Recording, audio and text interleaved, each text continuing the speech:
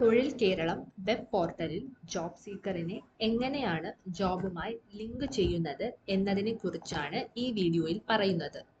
തൊഴിൽ കേരളം വെബ് പോർട്ടലിൽ മൊബൈൽ നമ്പറും പാസ്വേഡും നൽകി സൈൻ ഇൻ ചെയ്യേണ്ടതാണ്.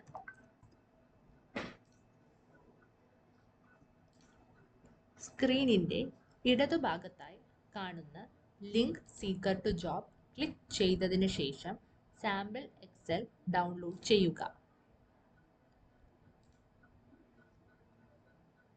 ഇവിടെ job I D, seeker I D, status, date of joining എന്നിവയാണ് നൽകേണ്ടത്.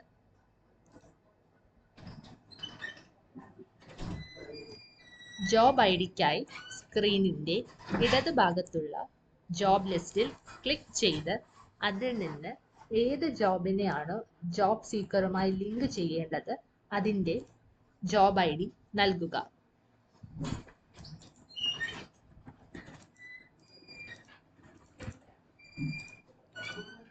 അതുപോലെ സീക്കർ ഐ ഡിക്കായി സ്ക്രീനിൻ്റെ ഇടതുഭാഗത്തായി കാണുന്ന ജോബ് സീക്കർ എന്ന ഓപ്ഷൻ തിരഞ്ഞെടുത്ത് അതിൽ നിന്നും ഏത് ജോബ് സീക്കറിനെയാണോ ലിങ്ക് ചെയ്യേണ്ടത് അതിൻ്റെ സീക്കർ ഐ ഡി നൽകുക.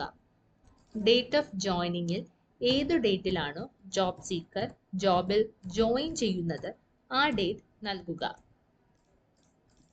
സ്റ്റേറ്റസിൽ സെലക്ടഡ്, പ്രപ്പോസ്ഡ്, ഷെഡ്യൂൾഡ് ഇൻ്റർവ്യൂ എന്നിവയിൽ നിന്നും അനുയോജ്യമായത് നൽകുക.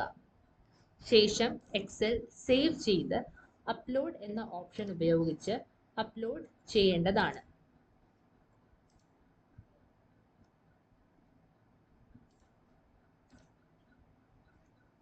അപ്ലോഡ് ചെയ്തു കഴിയുമ്പോൾ നിങ്ങൾക്ക് ഒരു എക്സൽ ഫയൽ ഓട്ടോമാറ്റിക് ഡൗൺലോഡ് ആകും. അതിൽ സ്റ്റേറ്റസ് എന്ന കോളത്തിൽ ജോബ് സീക്കർ ജോബുമായി ലിങ്ക് ആയോ ഇല്ലയോ എന്ന സ്റ്റേറ്റസ് കാണാൻ സാധിക്കും. മെസ്സേജ് എന്ന കോളത്തിൽ ലിങ്ക് ആയിട്ടില്ലെങ്കിൽ അതിൻ്റെ റീസണും കാണാൻ സാധിക്കും. സാധാരണയായി കണ്ടുവരുന്ന കുറച്ചു റീസൺസിനെ കുറിച്ചാണ് ഇനി പറയുന്നത്. മെസ്സേജിൽ already linked with this job എന്നാണ് കാണിക്കുന്നതെങ്കിൽ ജോബ് സീക്കറിനെ ആ ജോബുമായി ഓൾറെഡി ലിങ്ക് ചെയ്തിട്ടുണ്ട് എന്നാണ് അർത്ഥം. No vacancies left for this job എന്നാണ് കാണിക്കുന്നതെങ്കിൽ ആ ജോബിൽ ഉള്ള മുഴുവൻ വേക്കൻസിയും ഫിൽ ചെയ്ത് കഴിഞ്ഞു എന്നാണ് അർത്ഥം. മെസ്സേജിൽ എന്താണെന്ന് നോക്കി എറർ തിരിച്ചറിഞ്ഞ് എക്സൽ ഷീറ്റ് അപ്ഡേറ്റ് ചെയ്ത് ഒരിക്കൽ കൂടെ അപ്ലോഡ് ചെയ്യേണ്ടതാണ്.